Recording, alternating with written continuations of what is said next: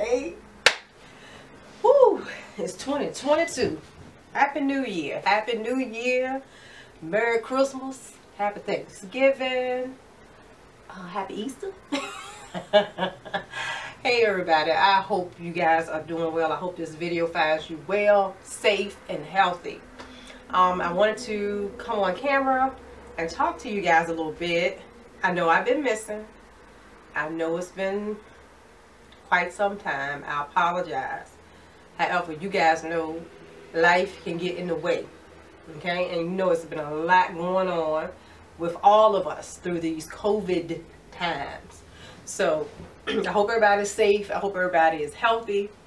I wanted to get on camera and just give you guys a little background as to where I've been, what I've been up to, and why I decided to get back on YouTube.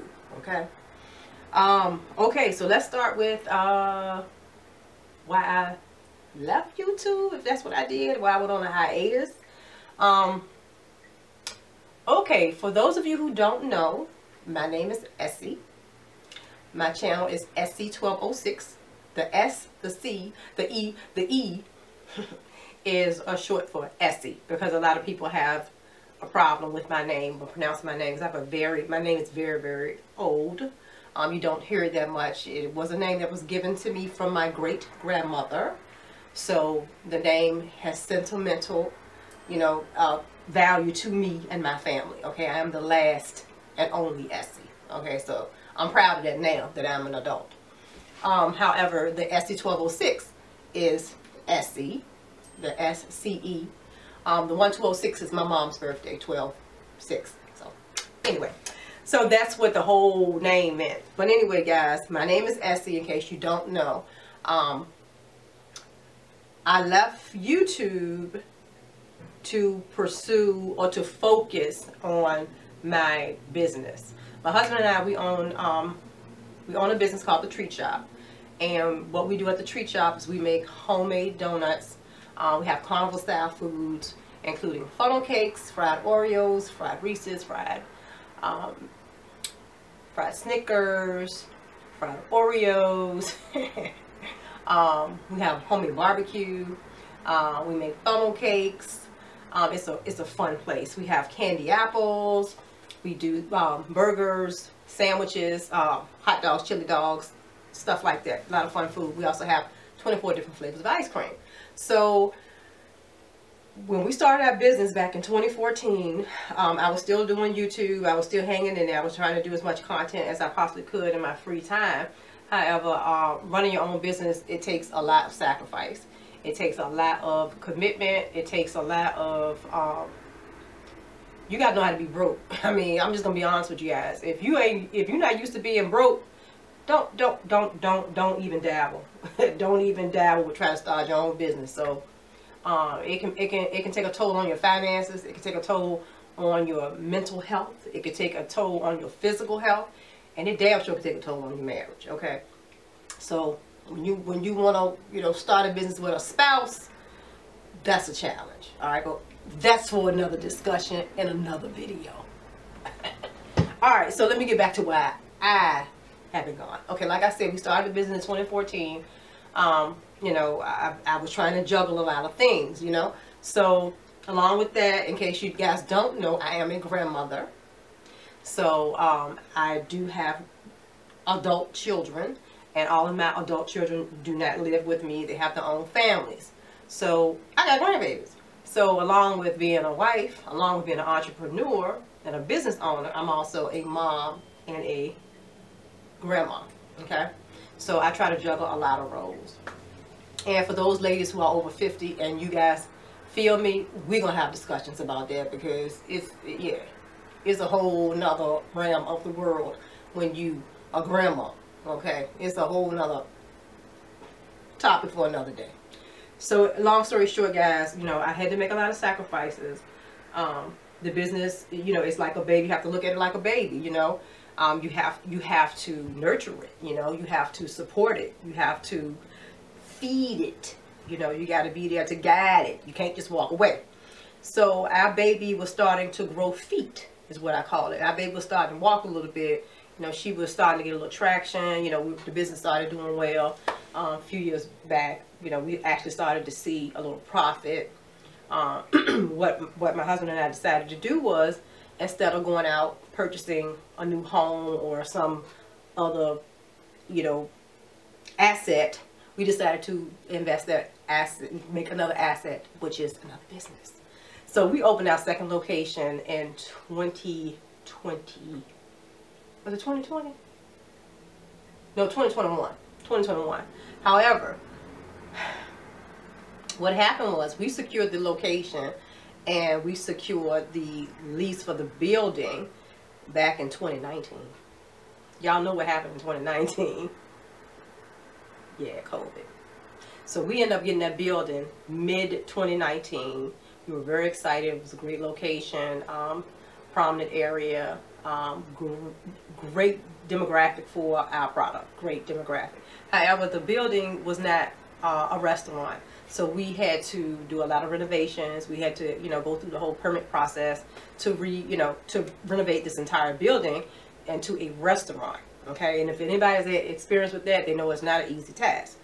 Location was great, however, it wasn't a restaurant, so we had to, and that expense is on you as a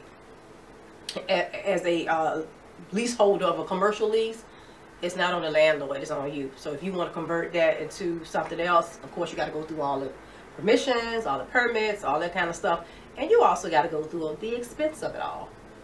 So we had the money to do that without securing any loans or getting ourselves in debt. You know, we were pretty good about that, you know, and that's why we didn't purchase another home. We stayed in our same home. We've been in that home for quite some time, and it's been a godsend because it's really helped us financially to be able to make other moves besides purchasing, you know, this big extravagant house, which, you know, instead of taking the money for that, we decided to do this here. So COVID hits. Motherfucking COVID hit. Now, we don't secure this building. We got all these contractors. We done got, you know, going through all of this expense. And COVID hits. And guess what? Our real estate, our landlord for that commercial property ain't give a shit about no goddamn COVID. They give us a break on the rent. So we had to shut down the contractors. And if anybody has dealt with contractors before, they know contractors get lost on you because they constantly juggling jobs, and it's always a chore dealing with multiple contractors. And yeah, it's hard enough to get them on site as it is. And then when COVID hit, oh my God! Luckily, you know, we still had to pay them the rest of the money because they didn't get they don't get all their money till they finish. However, you got to get them there to finish. Long story short, you know, we had to postpone everything, put everything on pause because of COVID, and basically continue to pay rent in a building that we didn't occupy or we didn't make any money on. So we did that for shit. That was in 19, 20, 21. We did that for almost 2 years. For at least 18, 19 months. We paid on a building that we weren't making any money. So we paying up. I ain't even gonna take out that amount. But anyway, long story short, it was a financial drain on us. And then we still had, you know, outstanding contracts with these contractors to do the work. And then, as I said, when COVID hit, our existing business, you know, we had to lay people off, which was a hardship. We did not want. That was a hard decision. But, you know, when COVID hit, nobody knew what to do. You know, there was no information. Everybody was in a panic state. You know, it was almost like the apocalypse had hit, you know, and especially for us being a small business, a small minority-owned business, you know, it was hard. We didn't have any support. So we had to make decisions on, you know, what to do, because we had also grown our business to a point that we were wholesalers for other vendors. So we had other people depending on us to produce and make production of donuts to supply in their stores, restaurants, and their businesses, right? So when we went through what we went through with COVID, you know, you know, it shut, that whole side of our business was shut totally down. So that was income that was gone. It was just like one day, bam, gone. It was like you go from this to bam, nothing. We lost every account, and we had worked our way up. Well, I must say, I got to give that credit to my husband. He had worked his ass off for all of those accounts. I'm talking about, we went from 0 accounts to having like 22, 23 accounts, and we had like some nice accounts with like major colleges here, some major coffee shops, stores, grocery stores. All that shit was gone. And it was like a day. We went from having all these great money-making accounts to nothing. Nothing. So we were hitting the gut. We was like, oh shit, what are we going to do? So we didn't know, you know, then it was a shutdown. You know, then it was the whole shutdown thing. And we were like, oh shit, you know, we can't even make, you know, we don't have any customers to sell to. So how are we going to, you know, how are we going to get through this? We don't even have any customers, let alone, you know, we got several employees that we pay and that look to us to provide for their families as well. And we were in a, you know, we were just in a place where we was like, what the fuck do we do? Because, you know, we want to keep paying our employees, but what are we going to pay them with? Because we're not really making any money. We got this building over here that we got to pay for. You know, we got over grand money to spend on, you know, on the rent, you know, on renting these 2 buildings, because, you know, of course we had a lease on our current building too. So it was rough. It was rough. There was a lot of operational costs that kept coming and don't give a shit about COVID. Now, when the PPP loans came out, they could PPP my ass, because we didn't get shit. Is it back to report? Okay, so as I said, with the PPP loans, I had to put my glasses on for this one. Okay, that PPP, that PPP loan shit, we didn't get anything. Maybe we should have lied like other motherfuckers. If we would have lied, or we didn't have a legitimate business, we probably would have got it. We didn't get jack shit. We got no assistance. So, you know, it was rough. It was rough, but we made it through. I'm not going to dwell on that. We made it through. So, you know, like I said, it was a lot of sacrifice. It was a lot of the unknown. There was a lot of fear there. There was a lot of shit. We almost panicked. You know, we didn't quite panic, but we were close to panicking. Is this shit recording? We were close to a panic state. I mean, I'm not gonna lie, we were close to panicking, but we had faith. You know, we said that we worked too hard for this to just give up, and we made it through. We made it through. We started doing things like figuring out what we could do to supplement all of the income that we lost. So that's when we went to the delivery apps and stuff like that, and that helped to supplement some income. We had to cut staff, and for those staff members that got laid off, they were lucky enough to be able to file for unemployment, and with the unemployment being, they were getting more unemployment money than usual because of the pandemic. They got that extra pandemic money. You know, we felt like, oh good, at least they're able to pay their bills, you know. So when we got to the point where we were able to hire our employees back, we did. So we kept a few employees. The others went on unemployment, and we pressed on. We pressed on.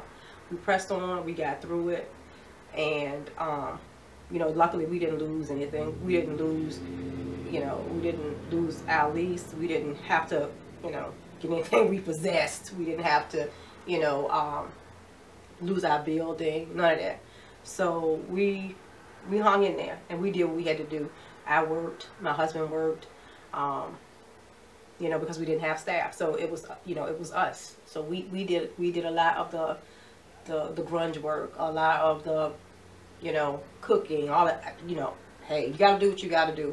And we did that. So we made it through that part of COVID. So the business starts to pick up. Things start to get a little more back.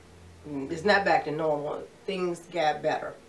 So we were able to get back to that building that we had sitting over there dormant for, you know, a year. So we got, you know, we got the contractors back over there. Things started getting a little better once people started to know a little bit more about this COVID, and you know, the government started lifting, you know, the quarantine stuff, and we were able to move about a little bit more. We got our contractors back, and we started back working on the building. We opened up a new location, a new restaurant in COVID. we said we had no other choice, but luckily we got a very good reception, and I thank those residents and people that live in that area for supporting us, because they showed out. So we were well received in our new location, thank goodness. So that started to produce money immediately when we opened, and you know, we were ecstatic about that. So that helped tremendously. The business over at our new locations is doing okay. Everything can always do better. It's doing okay. It's standing its own. So that was a blessing, but also we had to sacrifice. I was over there at the new location working, ringing people up, flipping funnel cakes, doing all that. That was me. I was over there. So I couldn't be on YouTube or nothing else. I couldn't think about nothing but trying to survive.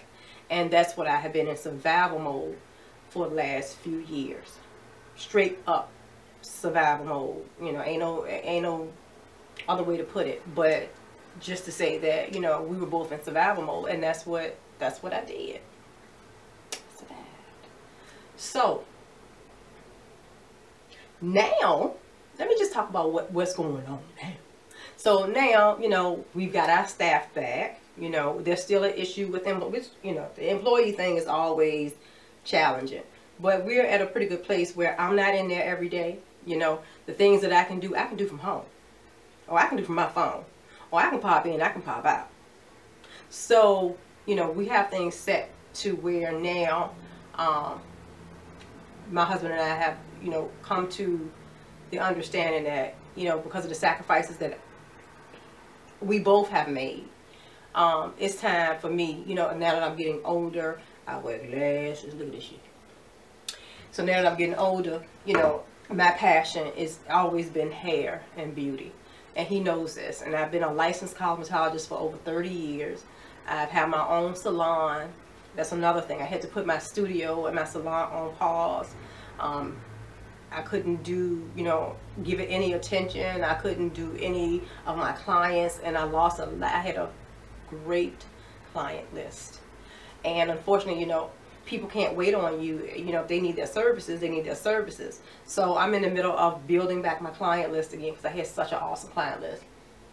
But now that I have the time, I'm able to do that again and focus on my passion, which is beauty, you know, from hair, makeup, fashion, all those things. Fashion over 50. I just feel like you're never too late. It's never too late for you, and it's not too late for me, you know. And if you ladies are thinking it's too late, it's not too late. It's never too late. You know, the only time it's too late is when your ass can't get up. When you can't get up no more, yeah, bitch, it's too late.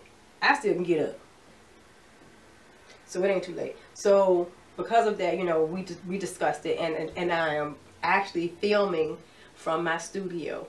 I am back in my studio. Thank goodness I'm back in my studio. I'm able to take on clients again. I actually learned a few new skills in the beauty industry. I've been able to take some classes, you know, and focus on my craft. I am, like I said, a licensed cosmetologist. I also am certified in microblading and ombre brows and permanent makeup procedures. So I'm gonna do that. So I'll be showing y'all some of my skills with that. And you know, I ain't gonna stop doing the hair. Y'all know I love my weave. I ain't gonna never stop doing the hair. So y'all let me know if it's some things that y'all want to see from me. But I got a lot. I got a lot that I've learned during quarantine and during this downtime. I've learned a lot, so I really want to share some things with you guys. But I also want to know, what do you want to see from me? You know, is there something in particular that you guys would like to see? Would you like for me to do some girl talk discussions? We want to do some of those, because I got a lot of I got a lot of knowledge about a lot of things. I don't know everything, but I know a few things. And I'm willing to share it. You know, I'm willing to share. I'm not shy or ashamed about anything I went through or anything that I've done, because I feel like, you know, everything that has happened everything that's happened to me, this is the way I look at it. Everything that's happened to me personally, I feel like it was supposed to happen, because in order for me to become a better person, sometimes you have to go through, it ain't no sometimes, you have to go through being uncomfortable. You have to go through being broke. You got to go through learning how to deal with adversity. You know, you have to learn how to do that. And you also have to learn and appreciate what you do have, and what, you know, don't focus on the things that you don't have. Focus on the things that you do have and the things that you can do with what you have. Okay? So